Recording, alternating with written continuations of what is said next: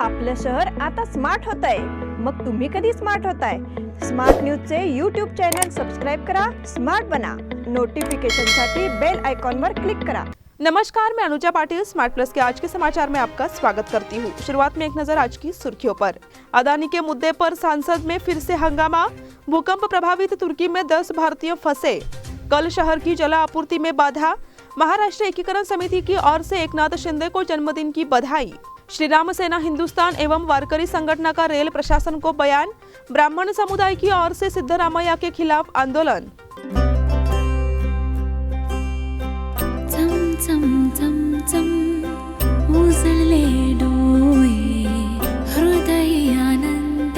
BS Channabasappa and Sons, the textile mall at Tilakwadi, Belagavi.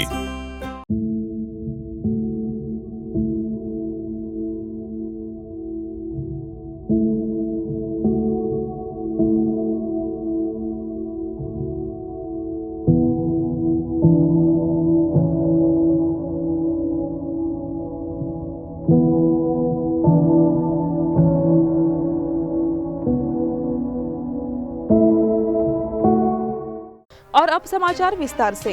Congress सांसद राहुल गांधी ने संसद में कहा कि नरेंद्र मोदी और उद्योगपति गौतम अदानी के संबंध है। गौतम अदानी पर उन्होंने गंभीर आरोप लगाया है कि उन्होंने पिछले 20 सालों में बीजेपी को कई रुपए दिए हैं। राहुल गांधी के आरोप के बाद केंद्रीय राजनीति में सनसनी मच गई है और इसका असर संसद में सभी देखने वालों को मिल रहा है। पिछले कुछ दिनों से विपक्ष इस मुद्दे पर आक्रामक हो गए हैं। इसका असर आज भी राज्यसभा में महसूस किया गया। प्रधानमंत्री नरेंद्र मोदी के भाषण के लिए खड़े होने के बाद विपक्ष ने जमकर हंगामा किया। हाल में विपक्ष ने मोदी अदानी भाई भाई के नारे लगाए। प्रधानमंत्री नरेंद्र मोदी आज राज्यसभा में राष्ट्रपति के अभिभाषण पर धन्यवाद प्रस्ताव पर बोलने के लिए खड़े हुए। इस बार मोदी ने जैसे ही अपना भाषण शुरू किया, विपक्ष ने आक्रामक रुख अख्तियार कर लिया। जब मोदी का भाषण चल रहा था तो विपक्ष इन नारों के साथ हॉल से निकल गया। विपक्ष के इस आक्रामक रुख के कारण मोदी के भाषण में बाधा उत्पन्न हुई। हालांकि मोदी ने स्पीकर को संबोधित करना जारी रखा। भूकंप प्रभावित तुर्की में 10 भारतीय फंसे। तुर्की और सीरिया में लगातार 5 भूकंपों ने भारी वित्तीय और मानवीय नुकसान पहुंचाया है और सैकड़ों इमारतों को नष्ट कर दिया है। इस घटना में अब तक 15,000 नागरिकों की मौत हो चुकी है।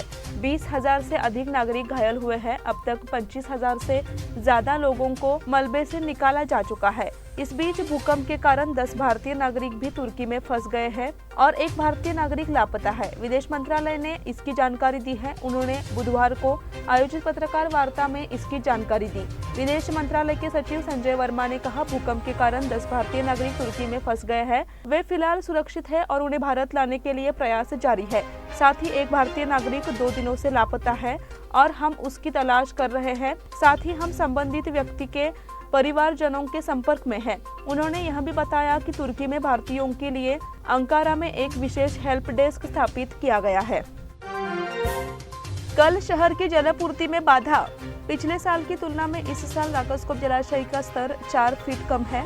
अब बुधवार को हिडकल जलाशय से मुख्य जल आपूर्ति चैनल लीक हो गया।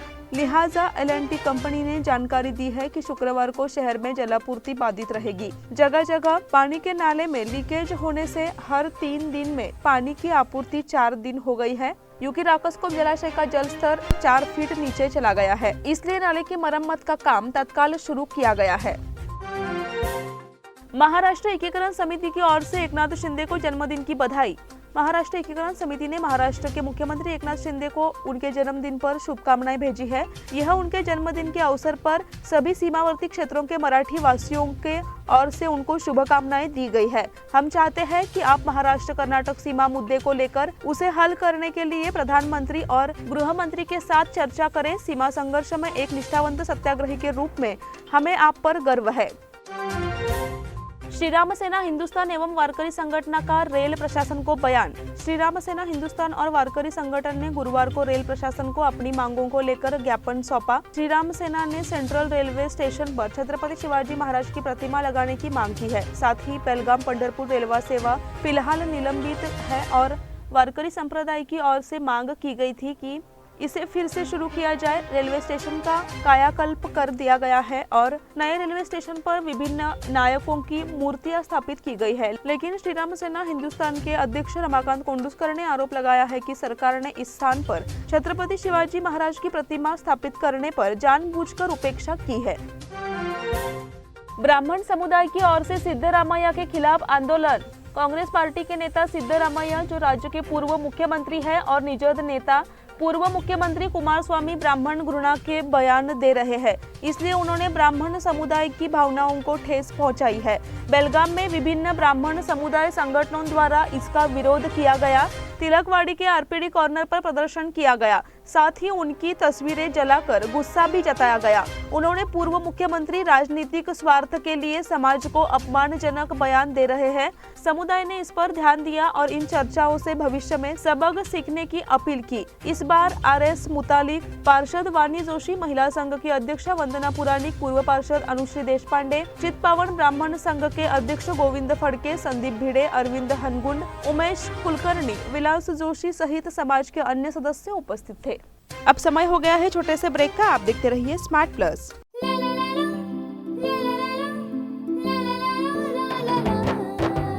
जले दीप अंगना में होगी रोशन दुनिया, पलकों तले छा जाए चांद तारों का साया। रंगोली में खिले रंग खुशियों की भी तरानी, तन मन झिलमिल जाए हर पल होंगी सुहानी। ये अटूट बंधन खिले हर आशियाना, रंग वस्त्रों का खजाना मन भाए आराधना। रंग वस्त्रों का खजाना मन भाए आराधना। आराधना मारुति गली बेलगाम। मन भाए आराधना। बेलगाम वासियों के पसंद में उतरा उड़ान बार एंड रेस्टोरेंट। सोशल डिस्टेंसिंग का ख्याल रखते हुए हमारा स्टाफ देता है बेहतरीन सर्विस का विश्वास।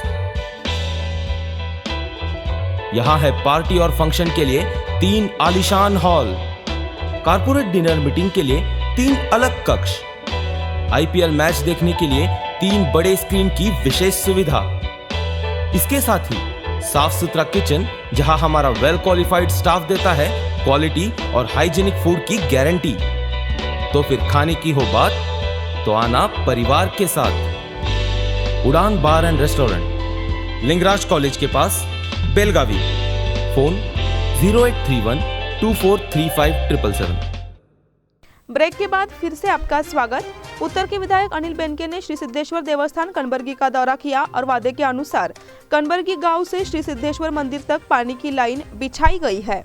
रहीवासियों की मांग के अनुसार देवस्थान न्यास समिति एवं देवस्थान के प्रवेश द्वार पर कंक्रीट का निर्माण, स्टील लाइन लगाने, श्रद्धालुओं के उपयोग के लिए शौचालय का निर्माण, स्नानागार एवं अन्य मूलभूत आवश्यकताओं की पूर्ति की जा चुकी है। विधायकों के साथ श्री सिद्धेश्वर प्रबंधक बोर्ड, श्री सिद्धेश्वर भक्त मंडल, संजय संथनकर, सिद्धराय सामरेकर, भावकान्ना हिरोजी, अप्पैया बिरजे, मारुति पुजारी, सुब्राव कर्दी, टोपन्ना अंतरगली और निवासी इस समय उपस्थित थे। बेलगाम हवाई सेवा को लेकर राज्यसभा में सवाल उठा। बेलगाम के सामरा हवाई अड्डे से शुरू हुई उड़ान सेवा किसी कारणवश बंद हो रही है। इस पर संज्ञान लेते हुए सरकार एयरलाइंस को उक्त सेवा फिर से शुरू करने का निर्देश दे, राज्यसभा सदस्य श्री राजीव गांधी ने कहा। इस संबंध में उन्होंने गुरुवार को राज्यसभा में इस मुद्दे को उठाया। बेलगाम की हवाई सेवा के संबंध में आवश्यकताओं के बारे में भी बताया। इस बारे में बताते हुए उन्होंने कहा कि बेलगाम एक विकासशील शहर है। 3 राज्यों के लिए इस हवाई सेवा की उपयोगिता काबिले तारीफ है। इसलिए उन्होंने दिल्ली सहित प्रमुख शहरों को जोड़ने वाली हवाई सेवाओं को फिर से शुरू करने की मांग की।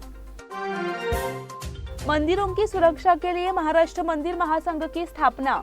हिंदुओं को आध्यात्मिक शक्ति प्रदान करने वाली भारतीय मंदिर संस्कृति को आज धर्मनिरपेक्ष शासन व्यवस्था से खतरा है। हमें मिली इस दैवीय विरासत का संरक्षण और सुरक्षा करना प्रत्येक हिंदू का कर्तव्य है। इस उद्देश्य से 2 दिवसीय महाराष्ट्र मंदिर न्यास परिषद में आए 300 से अधिक मंदिर न्यासियों, पुजारियों, लेखा परीक्षकों और अधिवक्ताओं ने कहा कि वे मंदिरों की रक्षा और संरक्षण के लिए संकल्पित है।